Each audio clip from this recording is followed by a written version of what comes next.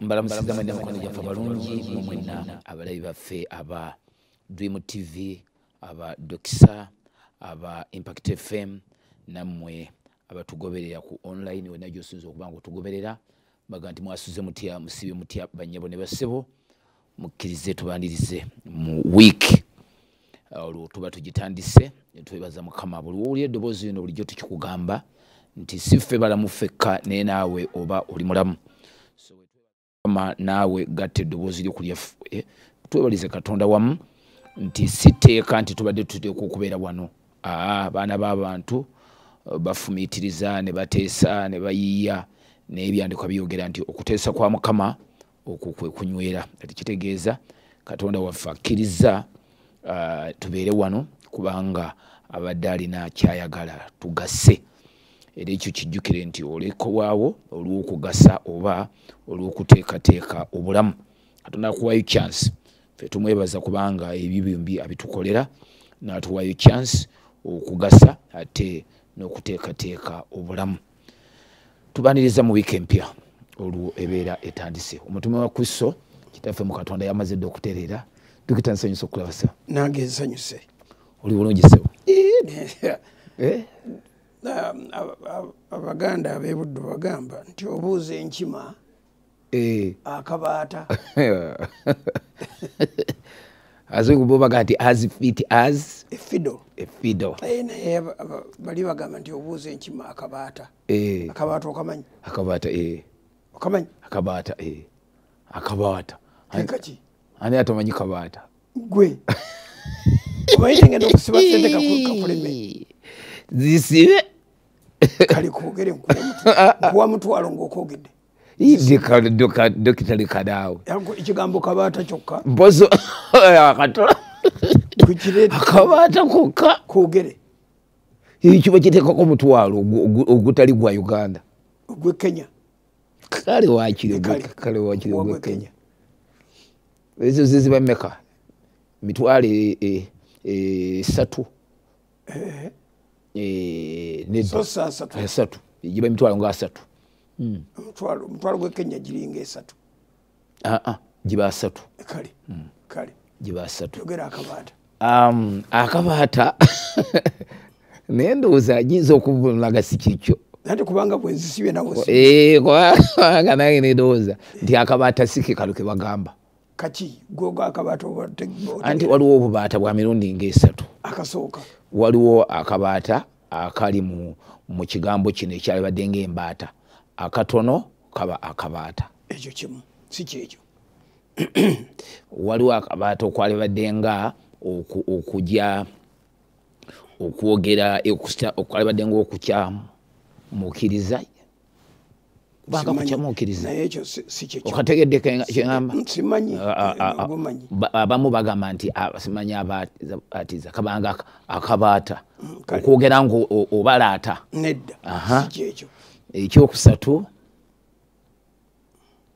kati ndowooza ekyokusatu kyekyo kyoyogera kyeki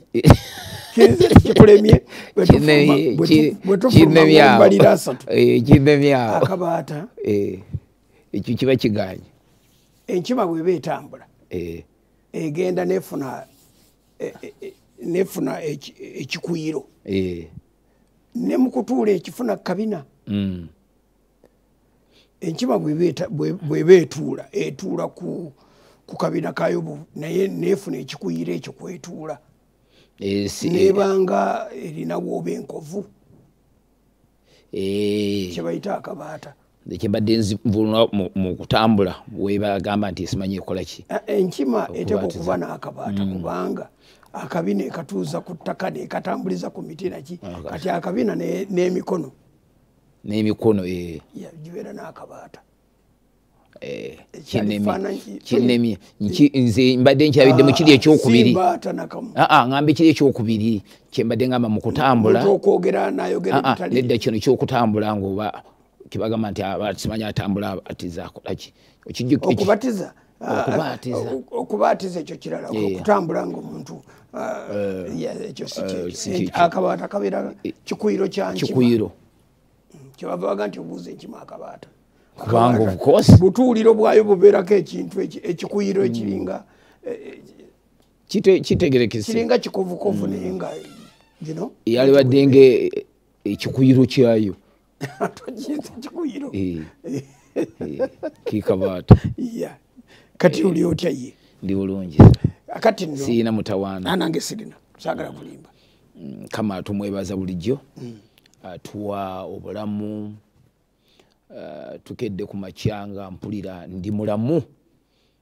siri mulamu kiri kyokka nti sinafa naye ate siri mulamu tukuba nti naye ni obulamu mbuwulira mu ndeeri Katonda akusaasire wali olwokera ku makyanga olinamu n'ebirowoozo omutwe ebirowooza tyoyinza okuzukka nga tozuukuse dokita ekyo kibaayo kinva nebaza Katonda buli abantu bayingira obuliri nga balamu ebintu bibiri olwaleero ebitutunuulidde byeteeka okwogerako ate mu bwangu ekigambo kye bayita stadium project nga bwe kigenda mu maaso naye mu kukola research ez'enjawulo kati bwe nazuulidde n'ebintu ebirala ekisookera ddala stadium yo twagala okwebaza abantu abayimiridde naffe abatuwagidde nkoze bulungi Katonda ye nga bwali mwesigwa amanyi bw'oba oweereza Katonda omulamu ng'omwesiga tomulwanirira na kumulwanirira Katonda ono gwe tuweereza ajja kuwa abantu omukisa and you'll be surprised. Ebbanga lyonna lye tumaze nga tumutunuulidde omusajja yayogera bantu nga babiri abaawa obujulizi mu bayibuli omu ye Yoswa yakyogera eri 2:1 muziizo ng'amaliriza n'agamba nti Katonda ono byonna bye yasuubiza tumugoberedde 2:43 awo nagati kubuzeeko na kimu kakati omulala eyaddamu awo ye Sulemaani 8:56 naga okuvira ddala ku Musa nti otandikira ku Musa n'ojja ng'ogamba yasuubizaki osuubizaki tiki n'ogera ng'otiikinga bokisi zonna buli kisuubizo kyonna tewabulangako n'ekimu byonna bwe yali adedicatinga tempo yagamba nti gwe tudedicatingira tempo ono ye omukebera bw'oyagala okumutesitinga 1 Kings 8:56 yali ategeeza nti mwe timugezesa yagezesebwa kati n'ayita yakiyita Katonda kizibu okumwogerako tutyo naye ate yatukiza tuli baana bw'aba wakuyita bigezo Katonda yabiyita yakakasibwa tested and proven and tried and tempted and proven bamutryinga bamutestinga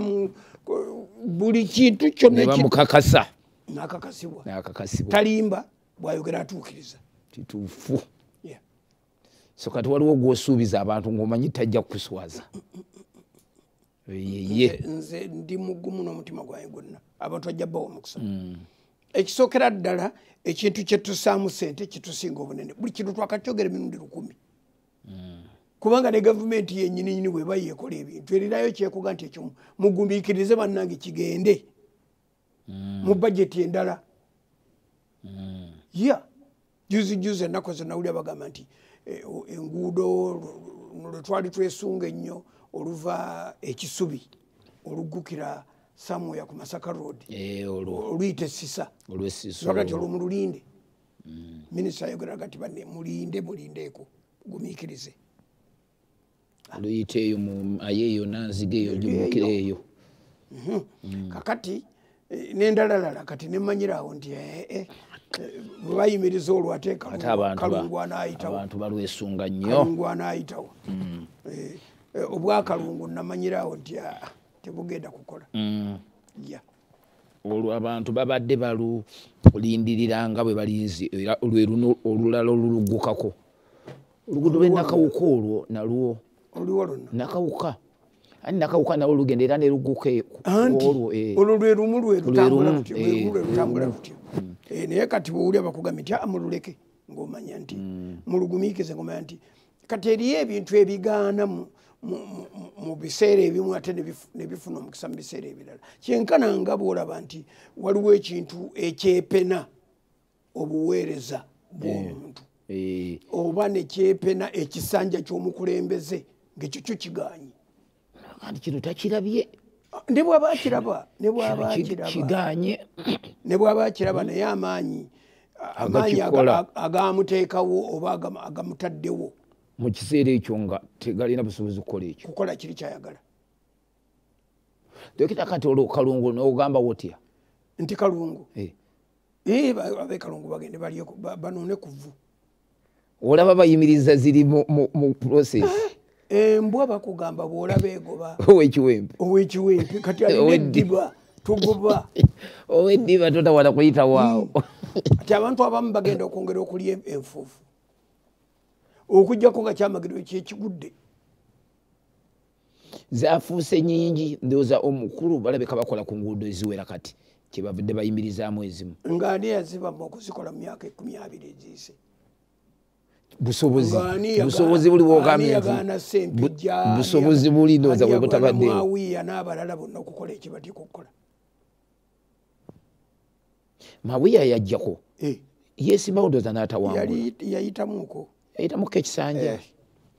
Ye yali ajja kukola kiri bwe yali badde nga teyayitawo. Nze omuntu yenna atagenda kujja kukola ekyo siraaki agenda kujja kukola. Maawiya ndowooza yali wa movement kati awo yali akola anti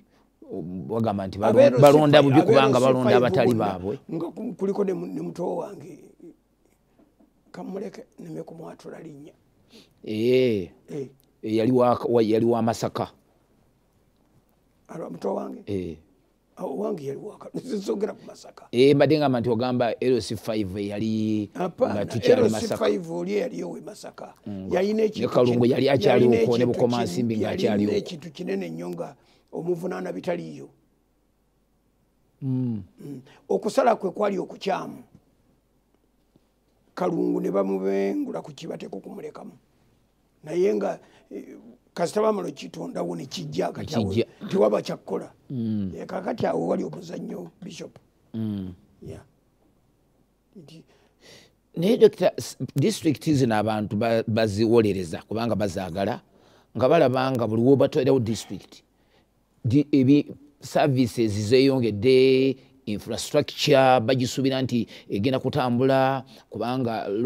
ate n'otobawa ssente zikola bintu oba n'otobawa ne watabaawo nkola ebayamba kutuuka ku kiri kyebaagala. So okutondebwa kwa disitulikiti nekubanga tekugasiza. Kubanga oli bwakugamba nti nkuwadde ofiisi ate kukuwa ebikozesebwa. Oli bwakuwa assignment bwakuwa mandate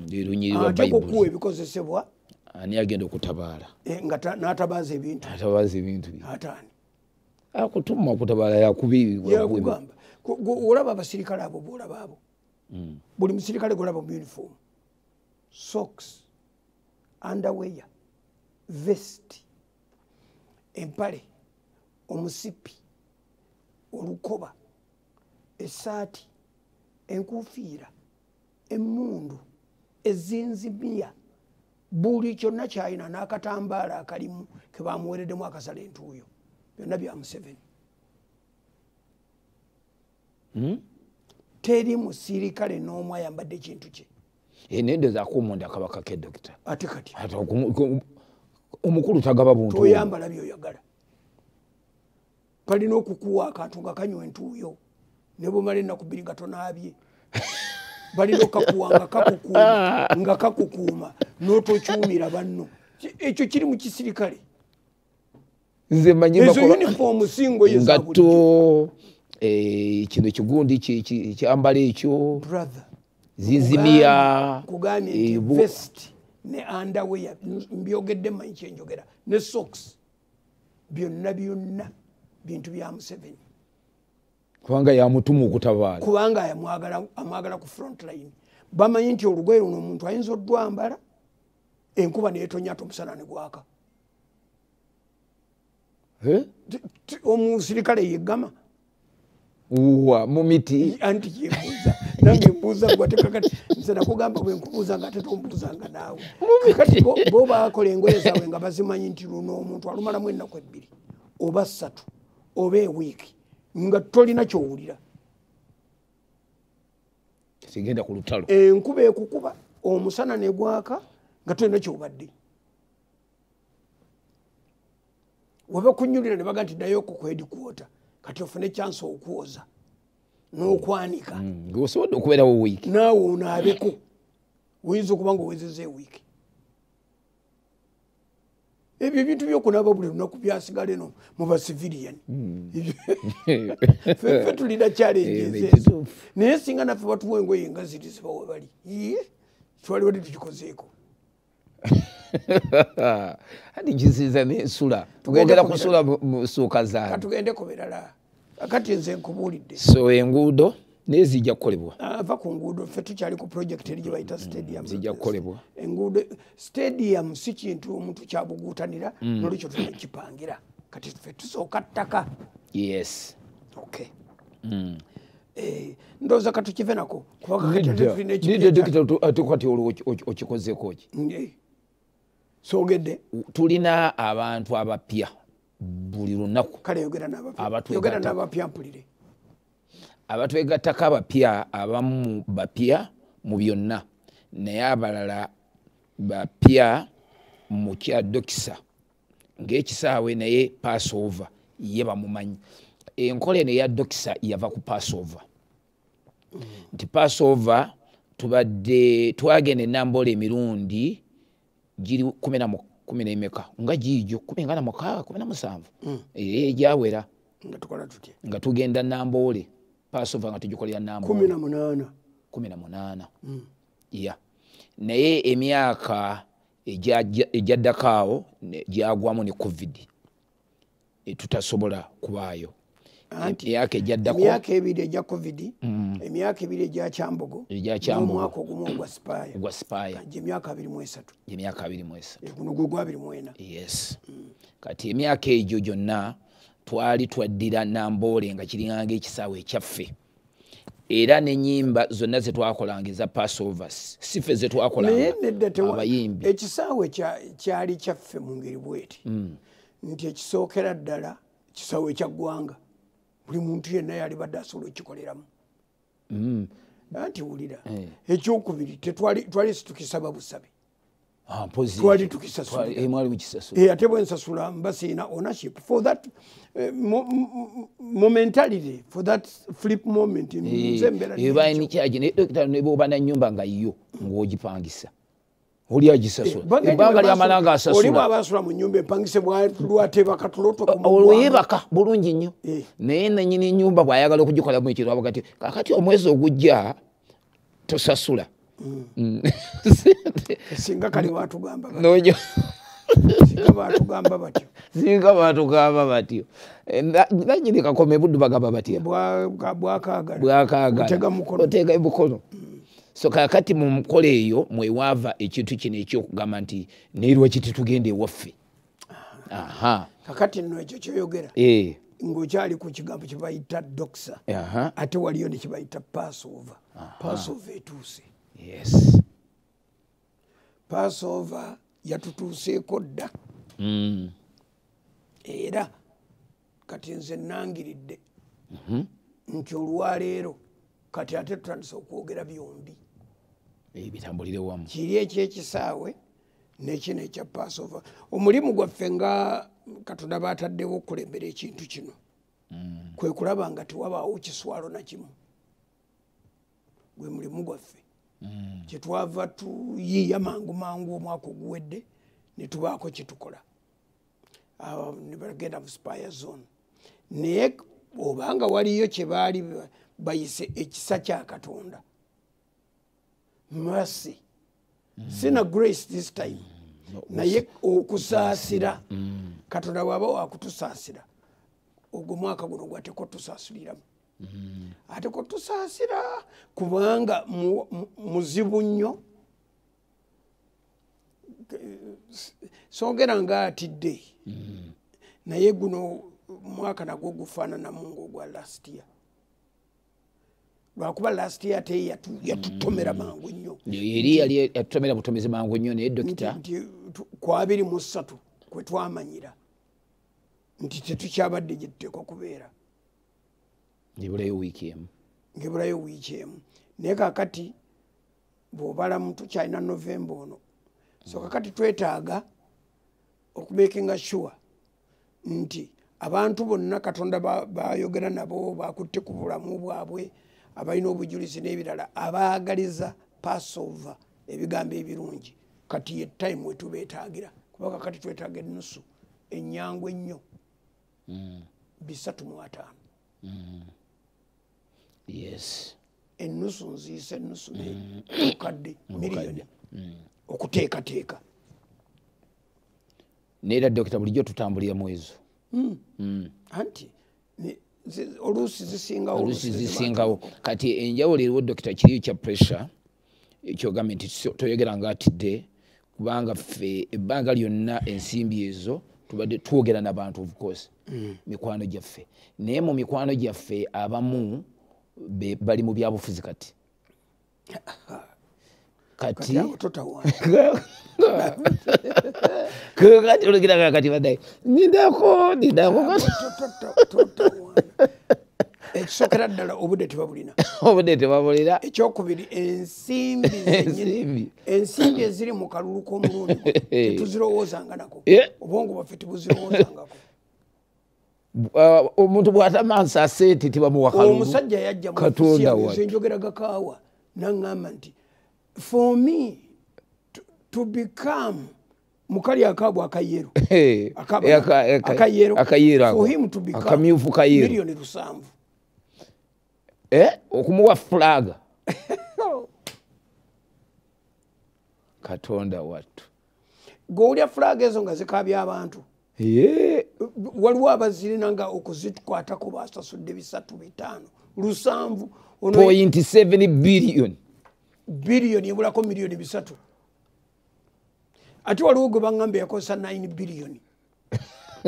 okutwala ekifo hulukali 9 biliyoni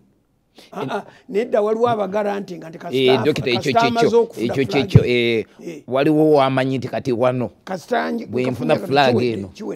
wali ne bwesisaasaanya sente lwadde no twogera council watuuse wano bw'otuuse kwekyo naye ekituufu oyingidde ffe tutandise toyina bwakunenya kati ogira okyagoberera pickinga pace agira akyagoberera naye anti ekimugambisiza bwe twogedde ku ekyo nawuliranga ayagala ogati kiri kya Passover baligize mwogera naye kiri ekibufuzi ng'alinga olinayo omuntu gw'omanyi nti naye yayingiridde bwerere teri yayingiridde bwerere buli gwe bawa flag bali mu biliyoni 3 biliyoni 5 biliyoni 9 kati waliyo omwenda nange gumanyi biliyoni 9 biliyoni wakati abalala bali mu bukadde naye sokoline ezo bazijjawo mu Uganda ate era balina kye babala gye bagenda ozizzaamu bajaziza bagenda mu banka ne bajjayo sente nga oli that assurance nti nja kukawamu nedda biri guno mwaka ki 2020 what 5 akalulu kakubadde 21 kati okuva mu 21 bakuŋŋaanya sente bwe batereka kati bagenze okutuuka wano ng'omukaaga 7 8 guweze ate ezo ze babala zeza cash naye ng'ebintu bye bakoze dokita sirowooza nti kyekyo dokita ojjukira nti waliwo omukwano gwo eyakugamba nti alina okutunda simanyi gundi mmeka ng'agenda mu kalulu nedda ebyo abantu batunda amataka ndowooza n'amayumba naki kati abo bafulaga beyala aba gundi zino ba MP ng'akakasa nti wano kasaba naye waliwo ate ekisukka awo mu nkiiko ennene abo bo tebatunda mayumba sente weeziri zina weziva bazitereka ndowooza anti kugambye akalulu mwaka kubamye kati okalaba kano kati kubayita 2026 olunaggwa bweruti nga tubatandika ku savinga sense za 31 sente ate nze nabagamba dda mwe muntawanya butawanya lwakuba timumpuliriza waliwo omusajja omwe yayogeranga ebigambo bye n'abagamba naye bwe ndimala okuvaawo mulimanya nga nabbi yabeera wakati wammwe kati abantu abasinga akalulu ke balimu kati nga President Museveni akalulu kalimu bakaita 31 kati oba tonga nti ali mu 26 mu kalulu yamuyita mudda agenda mu 31 ali mu kalulu ka 31 kabala kati ng'atunuulira banakalibamu obanga naye akalimu akaliwa aka 31 anti byebyo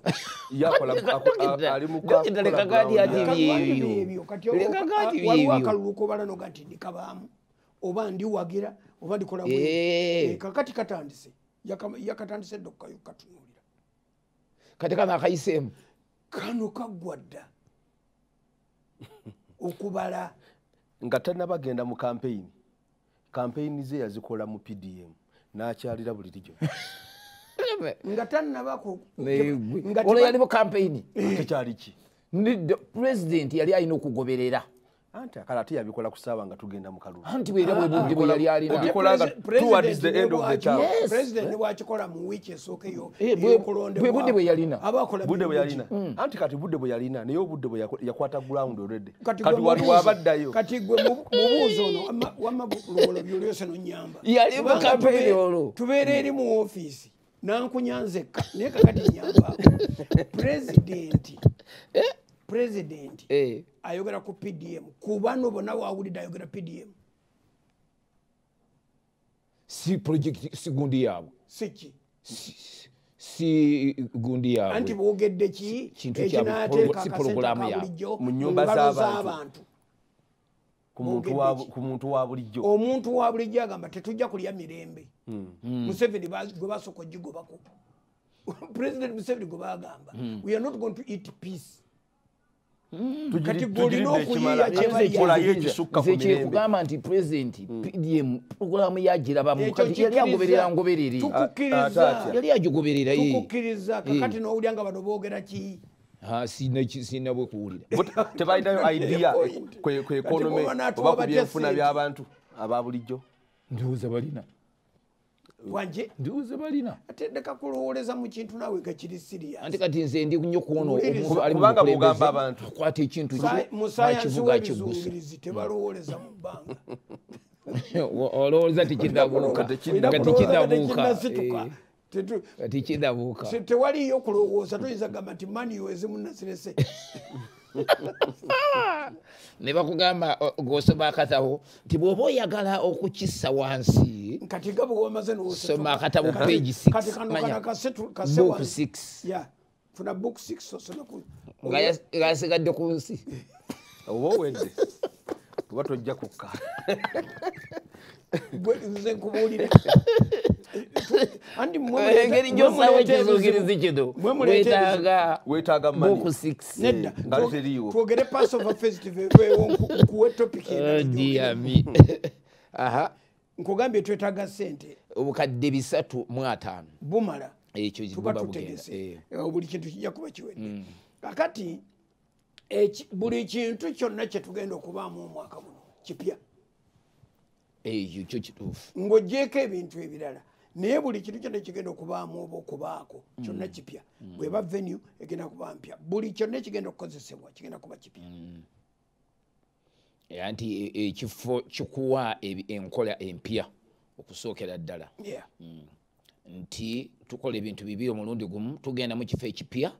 ekyo kimu naye ate tugenda kukolayo Passover empya nti ekolebwa mu kifo ekyaffe ng'era n'ekigambo Namboole kifudde nga kifudde forever ate nga tekikyadda ojjukira ekigambo kye batugamba nti the proverb is ending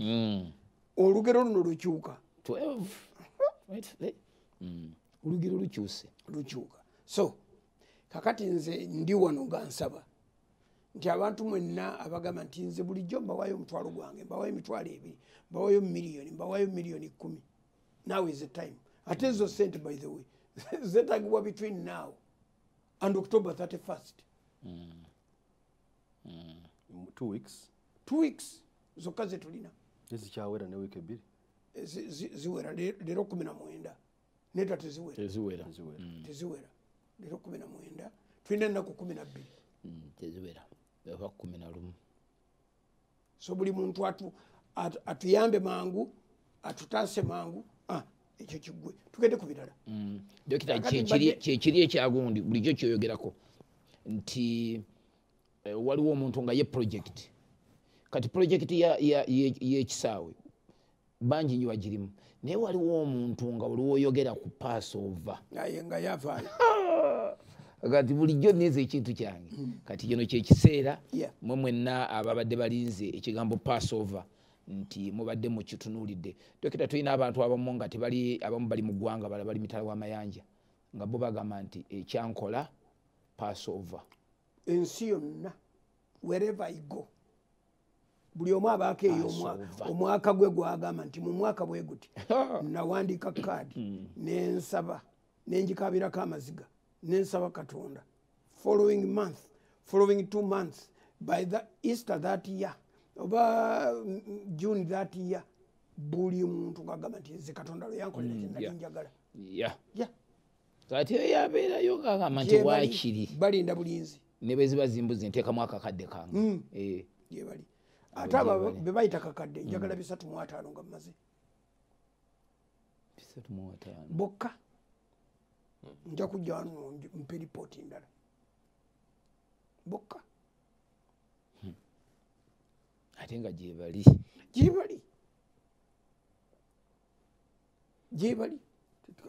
tosobola nagamba tebaliyo. Nze olumu nayimirira mu kanisa emanga eri ku Victoria ne mbagamba naye bantu mmwe omuntu yenna ali mu kyaki wano ngogani tolaba nga kyamagero kasookedde olokoka wanika omukono. Ekkanisa erimu abantu abasukka 15,000 tewali mumu yawanika mukono buli muntu yali alabye ku kyamagero nawunga n'okuwunga nga nti buli muntu wakirabira ku levo ye anti naga nti kino nze kino Mukama yakinkolera Katonda. Kati n'ekyo bwe kiti we kiri otherwise kino ekintu singa kyaggwamu dda amaanyi kyalwadde kyagwadda naye ekintu ekiwanuuza nekinonooza nekinono Mwangirikale n'avaayo najja nekinono Mukatoliki naye najja at one time n'Omusiraamu yakiyingiramu waliwo lwe baasaala ate nga tekyali kujjuma ate era kibeera kyakiro mpozi nga bakola talawiya ate tekibaawo mu biseera byakusiiba kw'Abasiraamu sibi tekyali kyasawumu naye twawulira ddala nga balanga nti asatu mu lumu naffe gye tuli nga bagamba alinga bagamba abantu baabwe nti temugeza ne mugenda eri naffe twatandise tebakikola kubanga bandyagadde kikola naye bakikola as a deterrent theory tulemese abantu baffe abagenda kuba bayinza okukyukira naye ate era Katonda bayibuli erina olunyiriri awo mu epistles mu bbaluwa z'omutume ng'agamba nti wadde mu bulungi oba mu bubi kasita enjiri Kristo abuuliddwa kakati lyayinza okugikozesa nga di mechanism ya deterrence abantu bati bagendayo ye n'abayitira mu kyaki ye tebajja 1200 but do they know the history obuzibu obuliwo nze bwenda abantu mu Uganda buli omu awandiika history we ate buli omu history atandikira ku ye nedda abantu mu Uganda abalala bonna sifaayo naye waliwo abantu bemmanyi nga bemagaza bwemagaza bw'ogamba nti tomanyi history w'abajulizi ba Uganda oba toyagala bwagazi kumanya bw'ogamba nti tomanyi history wakwefuga kwa Uganda toyagala bwagazi kumanya okay kati tugende nga tukitwala bw'oba tomanyi history w'abalokole toyagala bwagazi kumanya oba sekyo wazze jjo kati oli bw'atandika okwogera mu kintu oba n'omuwulira ng'ayimiridde ng'ono omusajja Dawudi gwe bagamba yasikira Baba Nuwa n'omuwulira nga naye ayogera ne pulezidenti omumanya nti oyo ye tabeeranga mu saakoozi z'abalokole kubanga asaba pulezidenti kyeyagaba edda kati nomanya nti okay ekisookera ddala mwana muto yakajja ekyokubiri wali ekintu ekyali kiri ekizibu nekyogererwamu ye teyamanya yali muto oba yali tamanyi ate nga ne mu bulokole kakati tulina abasumba balina ebirevu balina ebiwalaata n'envizize naye nga tebaaliwo wano nga twogera ne pulezidenti ku nsonga eyo nebyayogera tuva tubateerako akalango ka pulezidenti ka myaka kwenkana n'abantu abamu n'ebiwalaata byabwe. Your Eminence, Dr. Baluwa Jimuwa yaweebwa tuwaddamu ne tusone tugizanyako emabegakaawo myezi ng'ebiri ng'abantu abamu tebakimanyira kimanyi nti owekitiibwa ani Kirunda ng'akyali third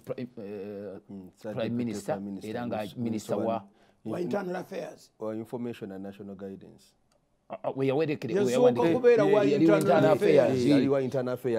Yagamba nti okuva n'olwaleero mukkiriziddwa okukola buli kintu kyammwe kyonna nga tewaliwo n'omu abakuba ku mukono n'atukwasa ebbaluwa. Katonda wattu nga yatawanya abantu. Kati ebbaluwa gye baatuwa kati abantu balaba bbaluwa naye ate tebalaba bye twakola oluvannyuma kubanga ebbaluwa bwe bagikukwasa tekomaawo ogenda mu nkola wateekwa okubaawo byokola ebbaluwa egende mu nkola tebakimanya nti wano we tuli gaali maanyi g'ekyo. bo balabula environment eriwo kati kiyanga omuntu janaga nti nedda emirembe mingi tugiraba wano wegijje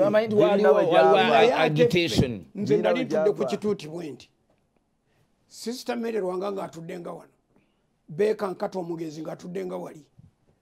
wano ku Konoa nga waliwo omusajja bamuyita Pastor Isaac Balinda Isaac Wilson Balinda yes wali wabbali nga waliwo omusajja omulala mu ssomesa Bible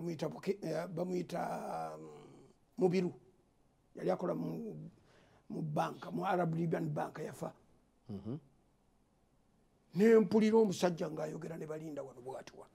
kati mutuwe ku baana olutalo lutuli bubi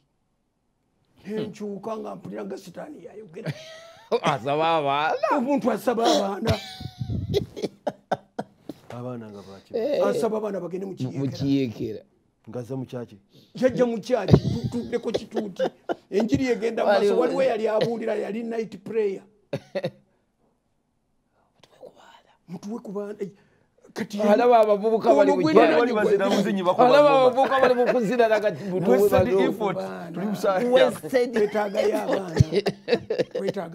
wamma yalaba wasted effort misdirected Balinda ne mulya nga mugamba nti ekyo lwaki situkyogera ng'obudde bukedde naye nze nenkyuka mwetegereze nenkyuka mulabira mumanyi lwakuba kati yafa yajja okusaba abaana nga wendi kakati bwe tukugamba nti olutalo lwa Museveni lwatambula bweruti ne bweruti ne bweruti lwalimu n'ebizibu bwebiti toyinza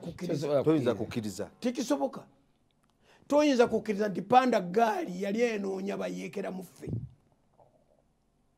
nga baali banoonya abayekera kati bali mu gavumenti ya Museveni abali banoonya abayekera mu civilians kate bali mu gavumenti kisoboka nze bankwata n'abavubuka balanga 203 ne batutwala Old Kampala ne tusiibaawo mpaka 7 nga babuuza twade tukola kyekiro nga tusaba yali ni kyaji Dr. Mwogera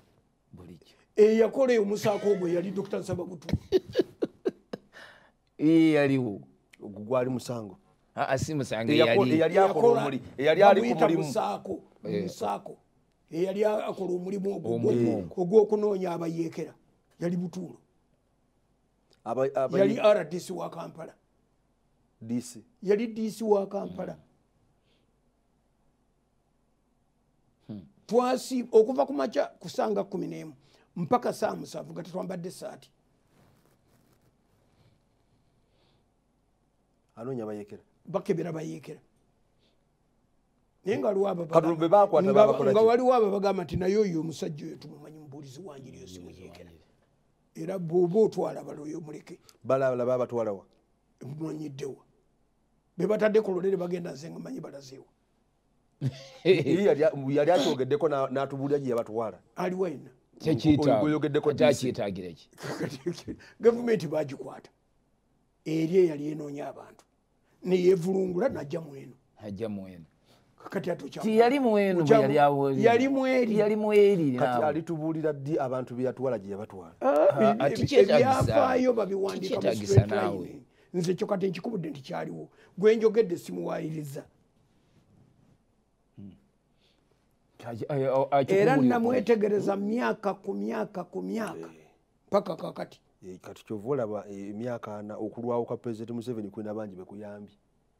kubanga oyo yandibitubuulidde gye yabateeka tukyetaaga nga lwaki yali DC anti akati era DC akola buli gwakugamba nti nabe namukwasa yo negenda ate bagenda bajja tulaga fayiro gyezirikoti namateeka kati bulira kaso yali mu bintu nze nkubuulidde mazima bajja tulaga tutulesinga tugoberera iye yakwanaga ku kyafulumira mu ndoze yabatwala ku odi Kampala yina balika ona we yabatwala yina balika yamaze omulimu fe twasigala agumaze yamaze fawe twasaba bunanyizi okuva kandi bana Uganda bawuli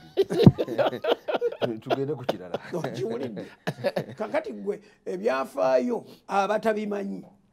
era fe president nzo omusajja gwe nawulira nga asooka okwogera ekigambo mu kamwa ke nga bwe tulina ebizibu ng'abalokole nga siyenze yali Simeon Kayiwa okukiwulira mu matu gange ng'omuntu omulala atalinze yakyogera yali Simeon Kayiwa ne zino kyaki ennene ezedda zetumanyi tewaliwo n'omu yajjayo ddoboozi okwogera full gospel irimu Assemblies of God, Church of God, Deliverance zonna zasirika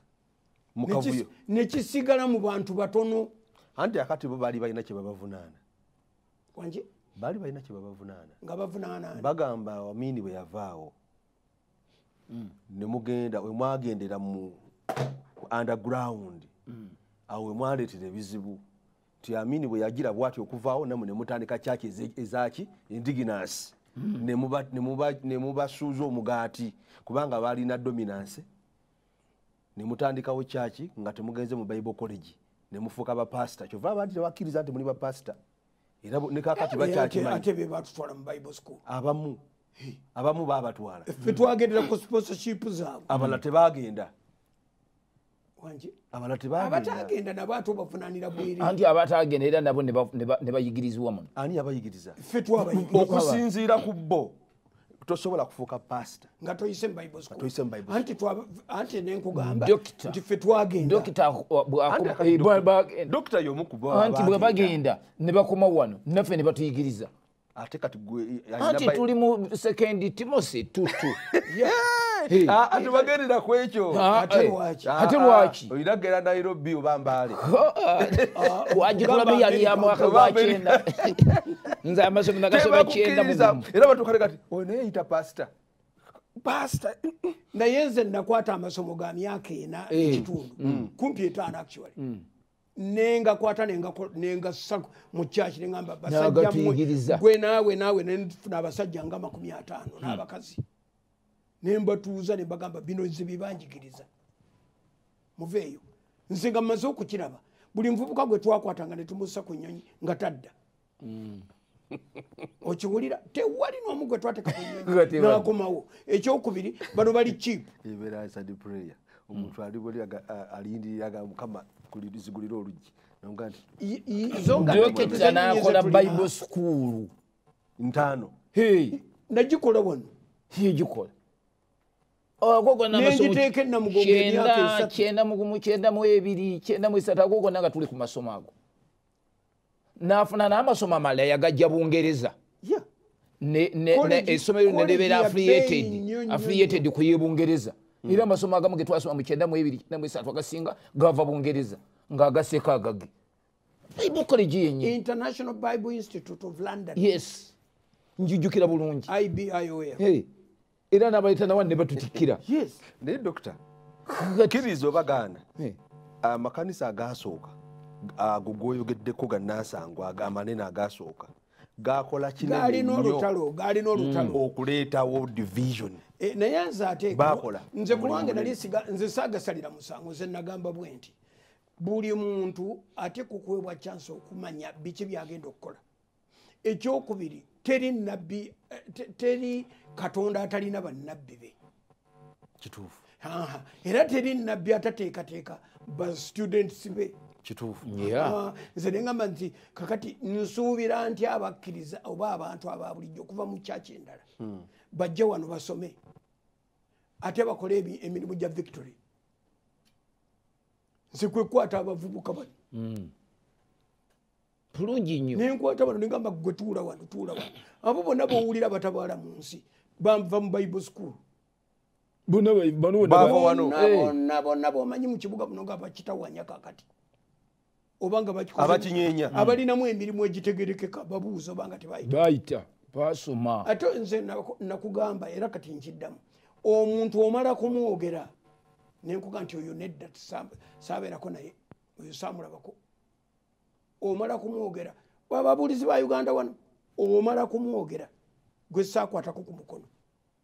anti era oyinza okwekanga ng'avudde mu oyo gwe wakwata ku mukono nedda ate yava mu nze eyo sibala nakubala nze nkugambye nti ku banene noonya ku banene ogambe nti gundi oba gundi waakiri namala naye wiiki ebbiri abantu bano okiwulidde nkiwulira naye kiki kyetunoonya kwegamba nze ku lwange kyenali ndaba nga siraba bwe nnyinza kuddira ababuulizi ba irimu nga ba irimu abafulu gospel teri n'omwaka wa mubuulizi we gwatendese ate nga tetulina sente zibatwala Bulaaya abatonotono be twali tukutteko engalo n'ogamba nti katumuteekemu akasente ne mu fundraisinga ne mutunda ebibanja ne mumussa ku nnyonyi tadda nenga nti nzikyo sigenda kukiddamu kati indigenous church indigenous preachers kambeetendekere anti batuula wano nze nimbawa convenient times ez'okugiramu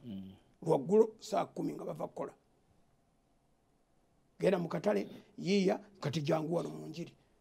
Dr. wabyogerako ko mu high flyer eyani nduza nini hateze nalitudde mu high flyer yabeera wano buli kaseera kati kirabika eno ye high flyer tuteke mu high flyer baba tulina okubimanya tutresinga indigenous church kubanga kebere sawa meka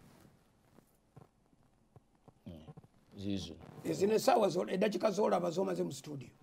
high flyer beweddeko amangu ago da bwe tuba twatandise saawa kati high flyer baba dakiika zizina anamu nze nsobola okujja wano buli lunaku nenkunyumiza high flyer wo gwoyagala oba oyagala moments eza high flying kati saba abateesiteesi ba creating akanyomero ke bayita high flyer tukunyumize kyemuyita gyenvudde kubanga nze nakiraba mangu ne abavubuka be twagenda nabo e Nairobi abamu tetwadda nabo nze nagenda ne Sunday Yusufu mukasa omugenzi kakati nagenda ne Peter Kato n'abalala abo ababiri benjogedde betwadda nabo bokka Peter yadda ne Sunday Yusufu n'akomawo nange nenkomawo abalala twali mu klasi yemu ne Gimadu eyali omwawulo wa Church of Uganda Bishop wa Church of Uganda nasoma naye ya 1 to ya 4 ngali mu ssomero lya Pentecost ng'apanga Bwangirikani Reverend Gimadu nasoma naye twasomera wamu mu ssomero lyerimu naye nga kati bwe yadda wano ate nagenda okulya nga ali mu Anglikani Church naye nga ndowooza Mukama amuwadde omukisa bw'atyo tekinkwatako omuntu ogenda naye mu ssomero tekitegeeza nti ageze gy'oli kati nze abatonotono be nakwatangako engalo be nateekateekanga naye ng'ate bwe tulwana n'ensolo eno ennene kati luli olunyiriri toyinza ddujja mu kkubo olwa 222 kanti akati the approach eya traditional balokole church the traditional, in fact, the traditional Pentecostal churches, kuba they are Pentecostals. Ne erimu is a Pentecostal church. Ndozo kujja ko Baptist yeka. Ne abala bana Pentecostal. kakati bonna the traditional Pentecostal churches mu Uganda zayina perspective gye bajja nayo nti you control the pulpit, limit it to those who qualify and block the others gye bali balina kakati the biblical mutume gye yajja linda ko katono nga ekyo bakisomye wabbo it was a practice bayinza okubanga baali bewala bakijja mu traditional church nti atalina baluwa tayimirira wa bakijja mu setting eri ate baali bazze okukola enkyukakyuka nga tuyinza okuddamu ebyo kakati gwe approach yo eyatutu kyova olaba wano embadde ngamba kubanzi history wa church mu Uganda ngezako muwandiika muwandiika mu recordinga mu bwongo bwange katukuyambe kakati element eriwo mutume baogera ku Pentecostal movement nga boogerako ku muntu omu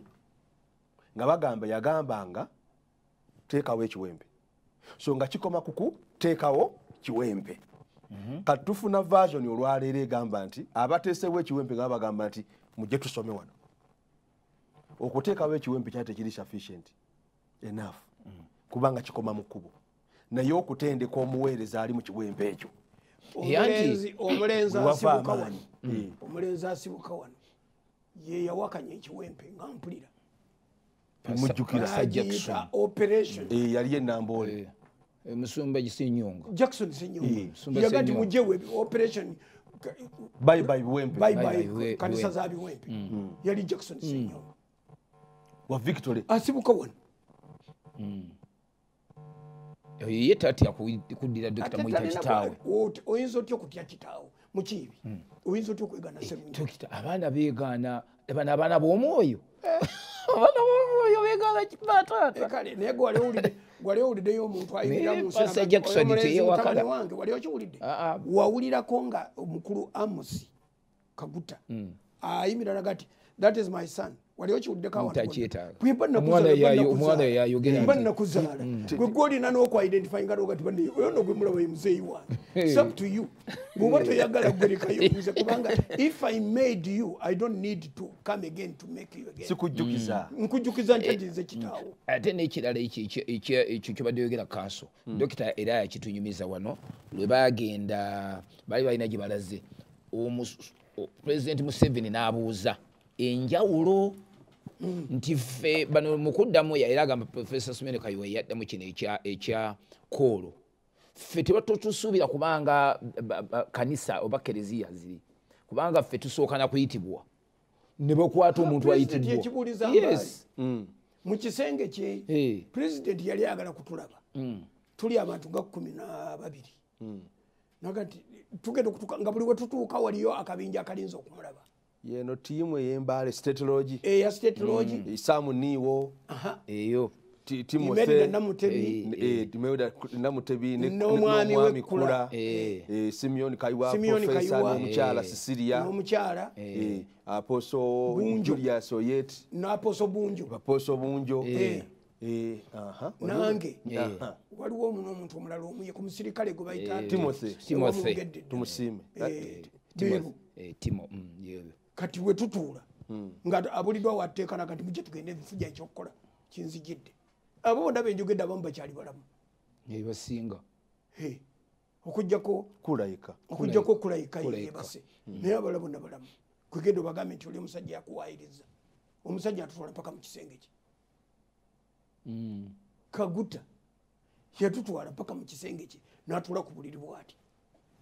ne baleeta obutebe ne babujjuza wali bwe wati ne tumwetooloola n'amala otusimba essaawa namba n'ekitundu eya lecture engeri gye bajja ne missioni yaabwe eyo neggwa kyeyava akyuka omulundi gwonagamba nti so Pastor Kayiwa, how does one become a pastor? Fenna ne tusanyalala amagulu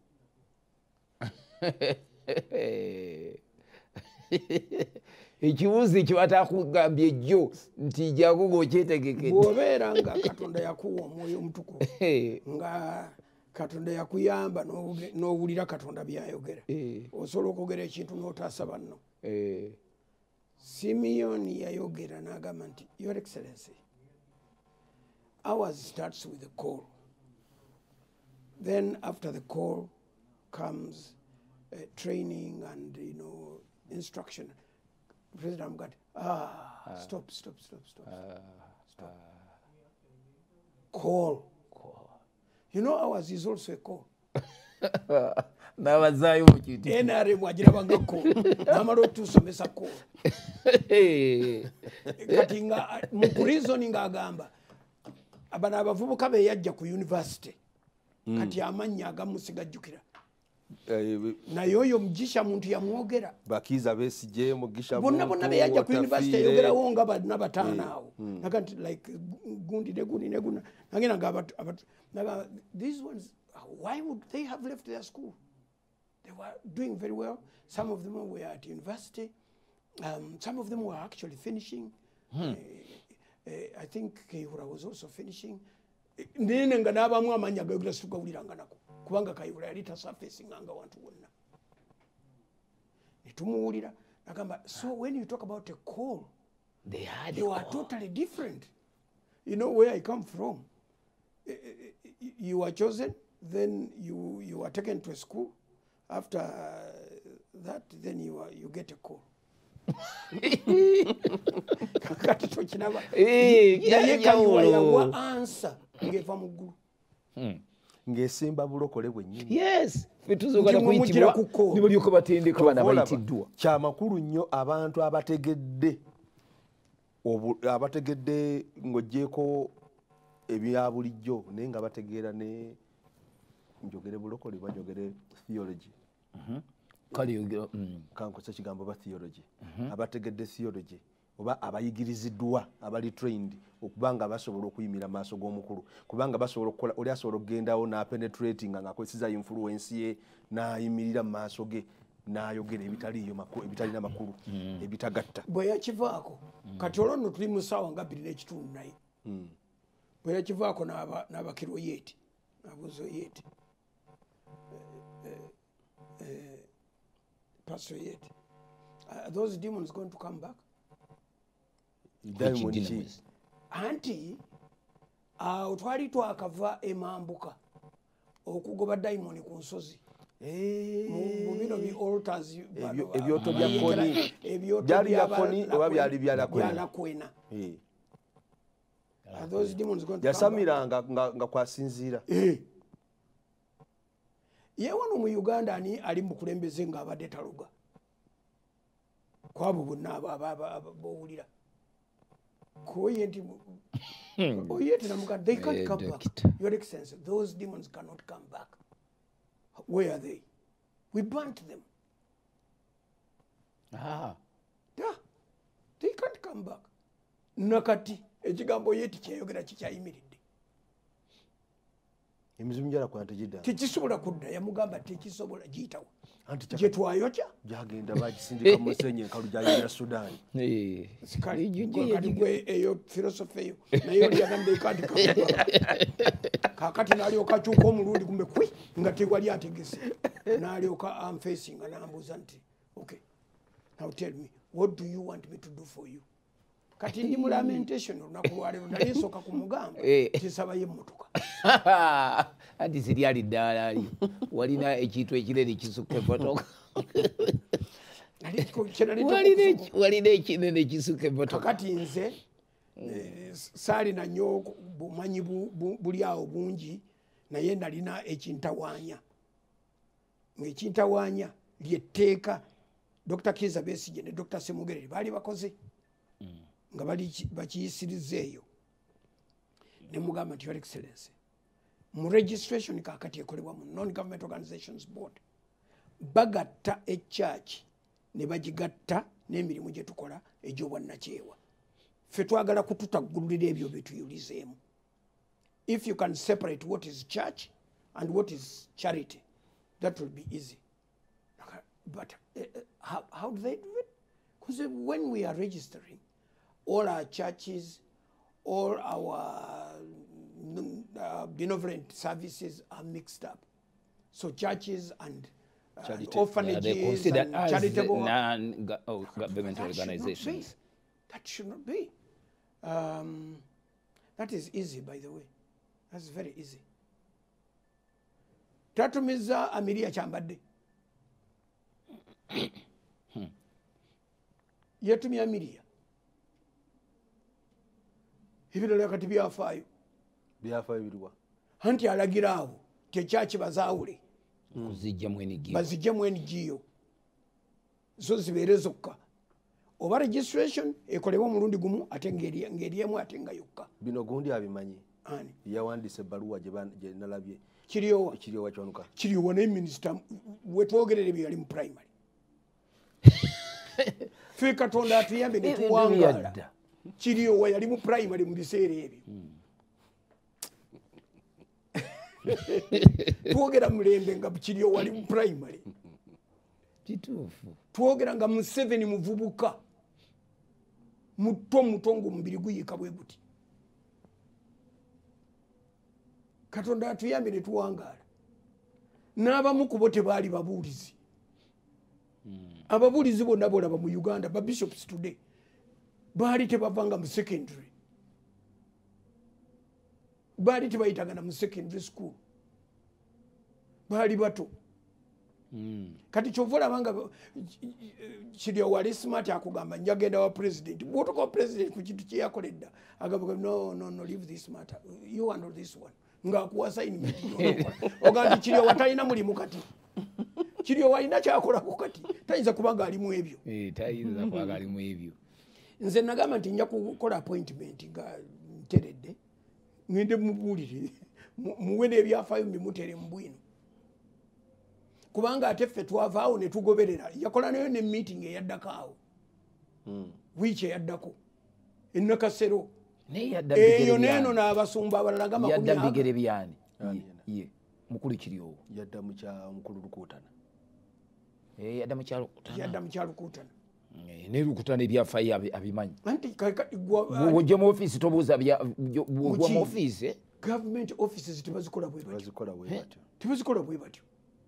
buli mwa ina assignment bampadde obukungu oba bwa minisita ng'obwo baki nga gwe jombulya nti mbadde nkola bwe nti ate oba nga badde ogasa lwaki wavuddewo teri muntu wa gavumenti ayinza kuddayo kuyamba munne nti gundi avuddewo kati kamutu muyambeko solidarity etuusaawo eva kuki kibe naye bwe kyali badde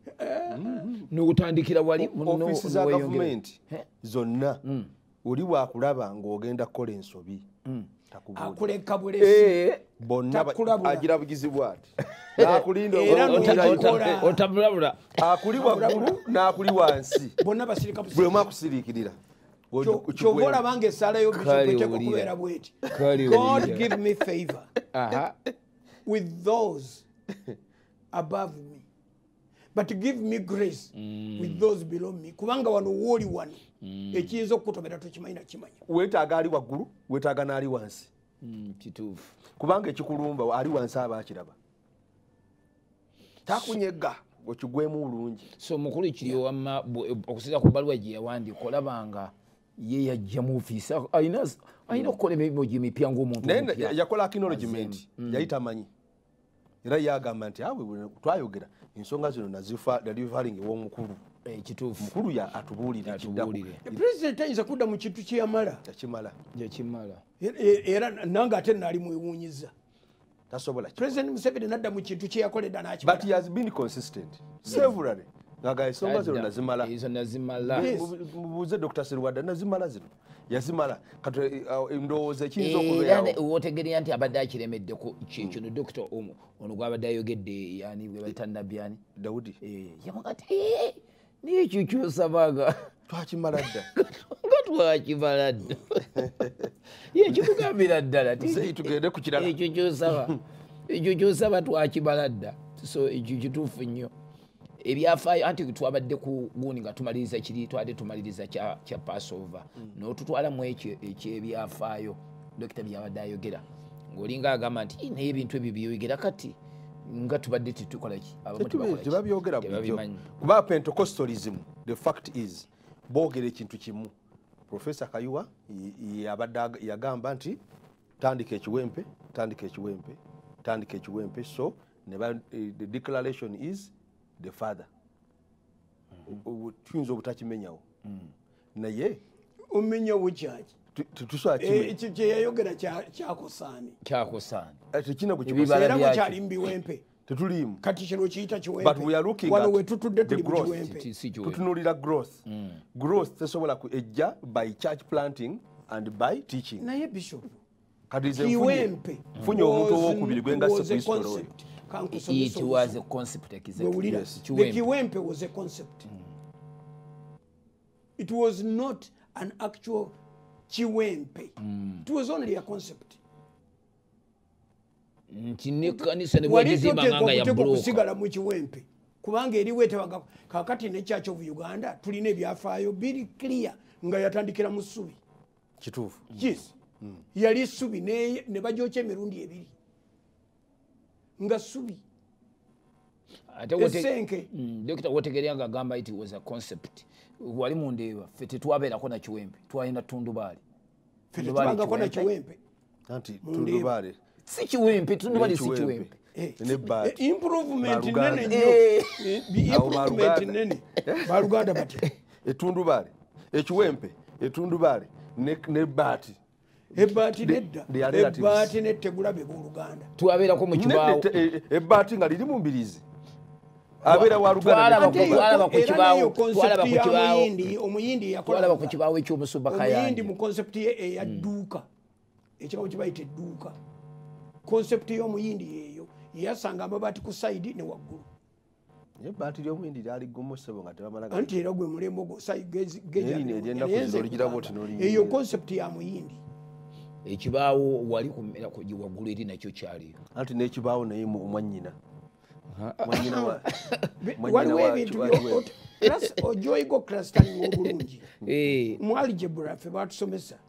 nti you must collect like terms before you solve a problem kakati gwe ekiwempe ekibaawo etundubaale eyo category emu ettegula n'ebbaati nayo kategori endala anti waggulu naye olibanga liri mu mbirizi akikiwali kati nekiri n'essubi nalyo lireete mu kategori eri ey'ekibaawo kati ekintu kyonna ekiri temporary bano kye baayita the concept eya kiwempe ediringa ne kye bayita temporary thing whatever it's not permanent kati ate ne bakijjaawo ne bwe watandikanga okuzimba ekkanisa nga ozizimbisiza block naye ng'oli mu mugendo oguli ogwa bapentecote nabaga nti abagamba abo bakiwempe